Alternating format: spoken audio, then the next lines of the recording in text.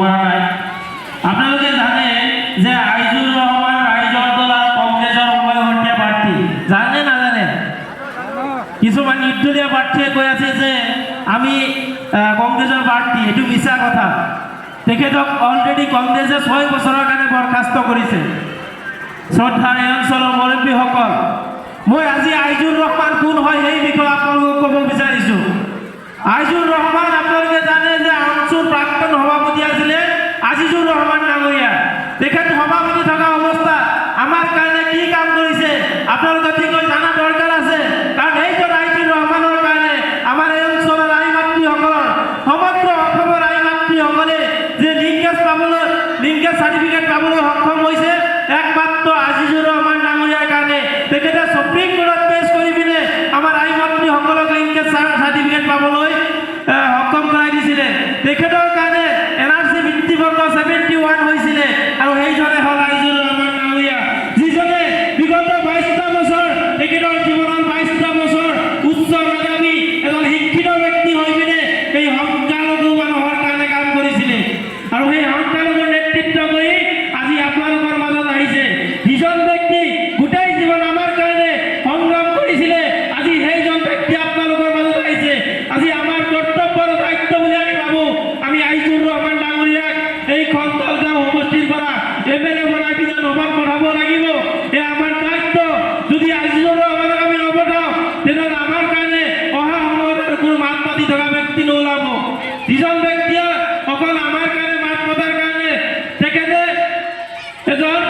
উচ্চ মেধাৱী হোৱাৰ পিছতো চাকৰি কৰা নাই অকল আমাৰ কাৰণে সংগ্ৰাম কৰি গোটেই জীৱন পাৰ কৰিছে আজি এইখন সমষ্টিৰ পৰা এইখন সমষ্টিত অহাৰ পিছৰ পৰা আমি এটা কথা লক্ষ্য কৰিছোঁ এইখন সমষ্টিত ইমান উন্নতি হোৱা নাই ৰাস্তা ঘাটৰ ক্ষেত্ৰত ইমান উন্নতি হোৱা নাই কোনো বস্তুৰে চিচিল আমি দেখা নাই শিক্ষাৰ ক্ষেত্ৰত যিমান আগবাঢ়ি যাব লাগিছিলে এইখন সমষ্টিত হোৱা নাই ইউটিউবৰ এনে এজন বিধায়ক বনাইছে সেই বিধায়কে আপোনালোকৰ যি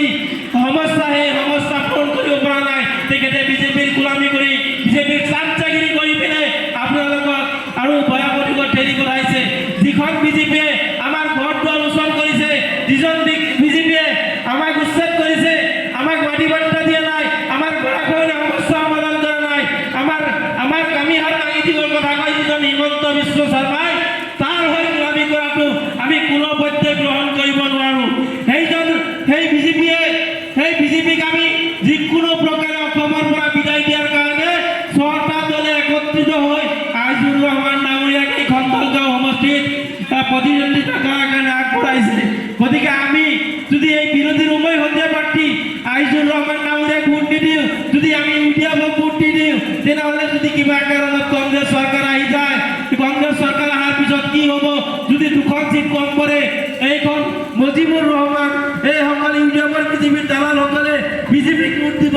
আপোনালোকে নাজানে কোনো কথাই মই সেই কথাকে আজি ক'ব খুজিছোঁ যোৱা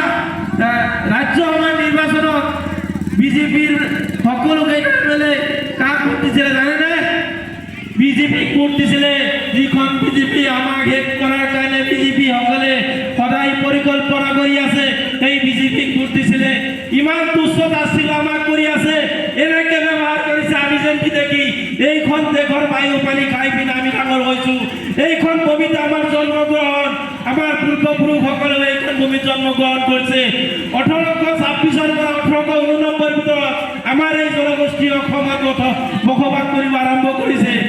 গতিকে ইমান পুৰণি এটা 150-200 বছৰ পুৰণি এটা জনগোষ্ঠীক শেষ কৰাৰ কাৰণে হিমন্ত বিশ্ব শৰ্মাই যি পৰিকল্পনা কৰিছে এই পৰিকল্পনা কেতিয়াও সফল হ'ব নোৱাৰে যদি আপোনালোকে এইখন সমষ্টিৰ পৰা যোগ্য ব্যক্তিক পঠাই বিধানসভাত আমাৰ কাৰণে শক্তিশালী কণ্ঠস্থী এজন পঠায় তেনেহ'লে আমাৰ কাৰণে মাত মাতিব পাৰিব আৰু যদি এনে এজন ব্যক্তি পঠায় এইখন সমষ্টিত এজন নিৰ্দলীয় প্ৰাৰ্থী এজন আইনুল হক নামৰ এজন ব্যক্তি এইখন প্ৰাৰ্থিত্ব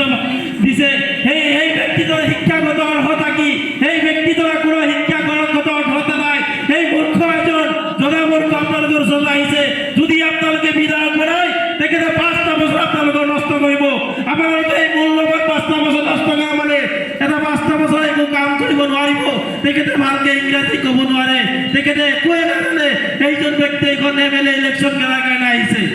আমি আপোনালোকক কেতিয়াও এজন শিক্ষিত যুৱক হিচাপে এই সমষ্টিৰ অৱনতি আমি চাব নোৱাৰোঁ আইজুৰ ৰহমান নামেৰ নিচিনা এজন ব্যক্তি আপোনালোকৰ অতিকে প্ৰয়োজন আছে যিজন সমগ্ৰ সংখ্যালঘুৰ কাৰণে মাত মাতে যিজন সংখ্যালঘুৰ ত্ৰাণকৰ্তা হিচাপে নিজৰ পক্ষৰ দল ক্ষতি কৰি পিনে তেখেতে সুপ্ৰিম কোৰ্টত যাই পিনে কেছ কৰে আমাৰ কাৰণে অকল আমাৰ কাৰণে সেইজন ব্যক্তিক আমি যিকোনো প্ৰকাৰে বিধানসভাত পঠাব লাগিব আজি আমাৰ কাৰণে যদি মাত মতা এজন ব্যক্তি বিধানসভাত নপঠাওঁ তেনেহ'লে আমাৰ কাৰণে কোন মাত মাতিব সকলো জাতি জনগোষ্ঠীৰ প্ৰতিনিধি শক্তিশালী প্ৰতিনিধি আছে কিন্তু আমাৰ শক্তিশালী প্ৰতিনিধিক যদি আমি জয়ী কৰাব নোৱাৰোঁ তেনেহ'লে আমাৰ সেইটো আমাৰ গতি হ'ব গতিকে মই বিনম্ৰ আহ্বান জনাইছোঁ আপোনালোকক বিনম্ৰ আহ্বান জনাইছোঁ মই বেছি নকওঁ মই শেষৰ বাৰৰ বাবে আপোনালোকক আহ্বান জনাইছোঁ যে আজিজুৰ ৰহমান এজন উচ্চ শিক্ষিত মেধাৱী